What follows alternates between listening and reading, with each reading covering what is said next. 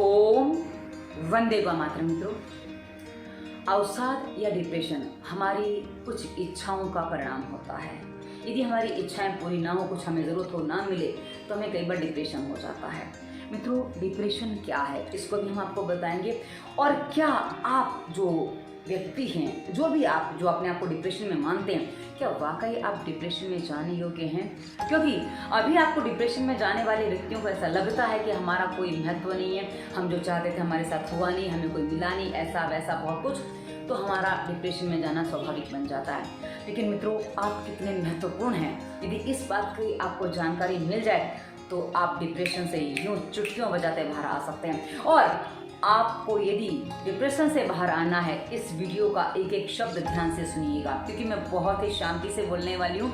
मेरा आराम से बोलने का बहुत कम स्थिति बनती है, पर आज मैं पूरे प्रयास करूँगी कि आपको एक एक शब्द आपके कान के साथ आपके मस्तिष्क में वो चलता रहे।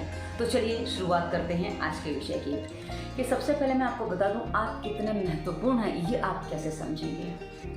क्या आप जानते हैं, आपकी माँ के गर्भ में स्थापित होने से पहले जब आपकी माँ आपके पिता के संपर्क में आई थी, उस समय आप जैसे जो आप हैं, बीज जो रूप में आप थे, आप जैसे 100 नहीं, 1000 नहीं, लाखों करोड़ों में से आप हैं।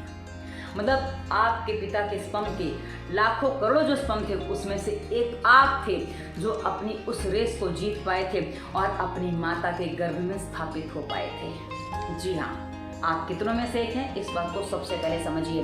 क्योंकि बीज बहुत सारे होते हैं, हर बीज को उगने का मौका नहीं मिलता। कुछ बीज सड़ जाते हैं, कुछ बीज पिस जाते हैं, कुछ बीज भुन जाते हैं, लेकिन उगने वाले कुछ ही बीज होते हैं। और उसमें से एक बीज आप हैं, मनुष्य के बीज हैं आप, तो आपको उगने का अवसर मिला।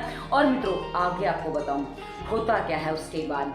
आप जब माँ के गर्भ में स्थापित होते हैं तो ईश्वर आपका पूरा ध्यान रखते हैं। आपने देखा होगा, गर्भ में जब बालक होता है ना, उसकी मुद्रा कुछ ऐसी होती है, यानी कि वो गर्दन को झुकी होती है, मुद्रा कुछ ऐसी होती है, और पैर थोड़े ऊपर को होते हैं। मतलब उसमें पैर पेट में उतनी जगह होती है, और वो उल्टी स्थिति में होता है, यानी कि उल्टा लटका होता है, सर नीचे होता है, पैर ऊपर की तरफ होते हैं, और वहाँ अंधेरा होता है और साथ ही हवा भी नहीं आती है। ऐसी स्थिति में आपका ध्यान रखने वाला कौन था? वो ईश्वर ही तो था, जिसके लिए आप इतने ज़्यादा महत्वपूर्ण थे कि आपके माँ के गर्भ में भी उसने आपका पूरा ध्यान रखा। और उसको पता था कि जब आप गर्भ से बाहर आओगे ना, तो आप क्या खा पी पाओगे। आपके पास तो कुछ अभी दांत नहीं है, कुछ ऐसी स्थिति नहीं है, ना ही आप कमा सकते हो, ना ही कुछ और कर सकते हो। तो ऐसी स्थिति में उसने आपके माँ की छाती में दूध भी डाल दिया, ताकि आपको पूरा पोषण मिल सके। हाँ, ये बात अलग है कि आपके माता पिता ने क्या लापरवाहियाँ की हैं, जिसके कारण आपको कुछ समस्याएं और भी झेलनी पड़ सकती है, वो बात का विषय है। लेकिन मित्रों, आप जो रेस जीते हैं, आपने जो अपने आप को जीता है, कितनों में से जीता, और आपने क्या यात्रा की है, और ईश्वर ने आपका कितना ध्यान रखा है, वो मैं आपको सारे डिटेल में बता रही हूँ। अब जब आपका जन्म हुआ तो आपके पास माँ तैयार थी। और एक बात बताइए ना, इस संसार में कोई यूनिवर्सिटी, कोई कॉलेज, कोई संस्था ऐसी है जो गर्भ के बाद, मतलब बच्चे के जन्म लेते ही उसको सिखा सके कि बेटा ऐसे मुंह चलाना है तो मुंह में दूध आएगा और पेट भर जाएगा? कोई नहीं सिखा सकता। तो मित्रों, वो जो चीज़ है वो आपको किसने सिखाई? ईश्वर ने, क्योंकि ईश्वर के लिए आप बहुत बहुत महत्वपूर्ण हैं। और उसके बाद जब आप बिस्तर पे लेटे हुए थे, आपको टट्टी पेशाब का पता नहीं था, हो गई, गंदे में पड़े हैं, पर हाँ, एक आपकी केयर टेकर दी, जिससे वो माँ नाम से आप जानते हो। तो माँ जो केयर टेकर आपकी थी, वो पूरा आपका ध्यान रखती थी, अपने आप को गीले में रख के आपको सूखे में सुलाती थी।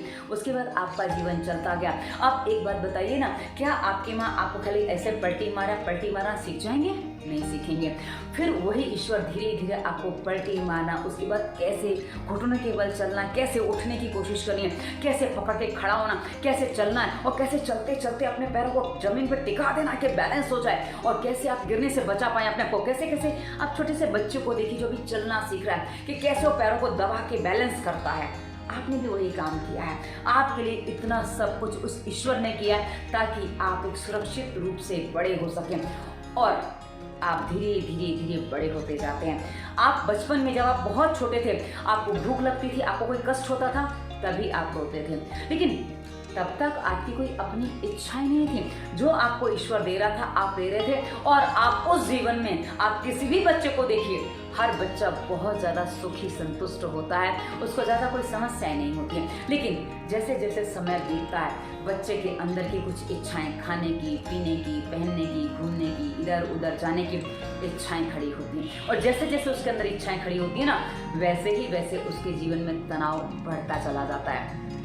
अब मित्रों आगे बढ़ते हैं। अब एक समय आया, जैसे जैसे बढ़ता चला गया, अब एक समय आया कि आप कॉलेज में आ गए या कुछ भी आप जो कर रहे हैं, पढ़ाई कर रहे हैं, तो आप पढ़ाई में कुछ बनना चाहते थे, आप नहीं बन पाए। दूसरी बात, कोई लड़का आपको धोखा दे गया, आपके आसपास वाले आपकी सुनते नहीं हैं, आपके अपने आप का ध्यान नहीं रखते, आपको ऐसा लगता है, ये आपको लगता है, आई एम नॉट श्योर कि ऐसा ही है। कई बार क्या होता है, हम जैसे चाहते हैं, जब वैसे हमारे साथ कोई व्यवहार नहीं करता है तो हमें लगता है कि सामने वाले को हमारी पड़ी नहीं है। मित्रों, इस बात को मैं दूसरे तरीके से भी कहूंगी कि हर कोई अपने जैसा कोई व्यक्ति ढूंढता है, हर कोई अपने जैसा एक व्यक्ति ढूंढता है जो उसके जैसा हो, लेकिन आप खुद किसके जैसे बन पाए हो? यदि आप किसी के जैसे नहीं बन पाए तो कोई आपके जैसा आपको कहां से कैसे मिल जाएगा? क्योंकि ईश्वर ने हर व्यक्ति को, हर इंसान को, हर जीव को यूनिक बनाया है। जी हाँ, यूनिक बनाया है, वरना आपका अस्तित्व अलग नहीं होता। आप किसी के जैसे होते और उसके संरक्षण में होते और उसके अंदर ही आपको सारी चीजें करनी होती है। आपका मार्गदर्शक वो व्यक्ति होता, लेकिन ऐसा नहीं है ना। ईश्वर ने आपको एक स्वतंत्र सत्ता दी है, आपके सोचने विचारने की शक्ति आपको दी है। अब आपने उस सोचने विचारने समझने की शक्ति को, आपने अपनी ऊर्जाओं को कहाँ लगाया, उससे आपका वर्तमान निर्मित हुआ। आप अपने मन से ईमानदारी से बताइए ना, जो आप डिप्रेशन में चले गए, क्या वाकई आपने जो किया अपने लाइफ में डिप्रेशन आने से पहले, जो आप कर रहे हैं, क्या वो सही था? आप अपने आप से प्रश्न करिए, आपको किसी और को कोई उत्तर नहीं देना है। आप अपने आप को जवाब दीजिए, क्या वाकई आप जो कर रहे थे, जो आपने अभी तक अपने साथ किया है, वो सही किया था? यदि नहीं किया था तो गलती किसकी है? आप मान लोगे कि मेरी गलती है। यदि आपको अभी भी अपनी गलती समझ में नहीं आ रही है तो डिप्रेशन में जाने वालों को एक प्रश्न मैं अक्सर करती हूँ। क्या प्रश्न इतना सा ही है, आप जो व्यवहार औरों के साथ करते हो वही व्यवहार वो आपके साथ करें, आपको अच्छा लगेगा? मित्रों, आज तक इस प्रश्न का उत्तर किसी ने मुझे हाँ में नहीं दिया, जो डिप्रेशन के पेशेंट आए हैं मेरे पास। तो एक ही बात मैं आपसे कहूँगी, यानी कि आप कैसा व्यवहार सबके साथ करते हो, जैसा व्यवहार आप सबके साथ करते हो ना, वैसा ही व्यवहार वो भी आपके साथ करते हैं। आपको लगता है हम सबके साथ अच्छा व्यवहार करते हैं, पर लोग हमारे साथ अच्छा व्यवहार नहीं करते हैं। मित्रों, एक बात मैं आपको बता दूं, यदि कोई अपनी बुराई आपके लिए छोड़ने को तैयार नहीं है तो आप अपनी अच्छाई, उसके पास तो बुरी चीज है वो नहीं छोड़ रहा है, तो आप अपनी अच्छी चीजों को किसी की बुराई के लिए कैसे छोड़ सकते हैं? ये तो कोई लॉजिक नहीं बना, ये तो कोई कारण नहीं बना कि आप बुरे हो गए या आप ऐसे हो गए। मित्रों, एक बात ध्यान रखिएगा, संसार में अच्छे लोगों की कमी है, लेकिन हाँ, ऐसा नहीं कि अच्छे लोग नहीं हैं, पर हाँ, हम इन अच्छे लोगों की बढ़ोतरी तो कर ही सकते हैं। एटलीस्ट हम कई बार कहते हैं ऐसे अच्छे लोग सबको मिल जाएं तो कमी पूरी हो जाए। हम क्यों ना पहल खुद से करें, हम क्यों ना पहले यहाँ से करें कि मैं औरों के लिए अच्छा हो जाऊं या अच्छी हो जाऊं, ताकि संसार अच्छा हो जाए। तो मित्रों, यदि ऐसी स्थिति आपके साथ बन रही है, आप ये नोटिस करिए कि आप कितनों के लिए अच्छे बन पाए, या जिस दिशा में जो चीज़ आप करना चाहते थे, जो आपको पाना था, जो आप पाना चाहते थे, उसके लिए आपने वाकई कितने सही प्रयास किए हैं। क्योंकि कई बार हमारे प्रयास अधूरे होते हैं, कई बार हमारी सोच अधूरी होती है, जिसके कारण हमारी वो इच्छा, वो आकांक्षा पूरी नहीं हो पाती है और हम हताश निराश होते चले जाते हैं। मित्रों, सबसे पहले अपना एनालाइज करिए, अपने आप को एनालाइज करिए कि आपने कहाँ क्या गलतियाँ की हैं, और आपको अपनी गलतियाँ समझ में आएंगी। इसी वीडियो के डिस्क्रिप्शन में हमने प्लेलिस्ट दी हैं, बहुत सारी प्लेलिस्ट दी हैं। आपके डिप्रेशन का कारण क्या, उस पर भी हमने पूरी प्लेलिस्ट बना रखी है, लिंक आपको डिस्क्रिप्शन में मिलेगा। उसके बाद स्वास्थ्य नियम, प्राइमर ज्ञान की वीडियो में विस्तार से दिए, जिनका पालन करके आप अपने कैसे भी किसी भी रोग को ठीक कर सकते हैं। क्योंकि डिप्रेशन में भी बहुत ज़्यादा कमजोरी शरीर में आ जाती है, उससे भी आप बाहर निकल पाएंगे डिस्क्रिप्शन के वीडियो देख के पालन करेंगे तो।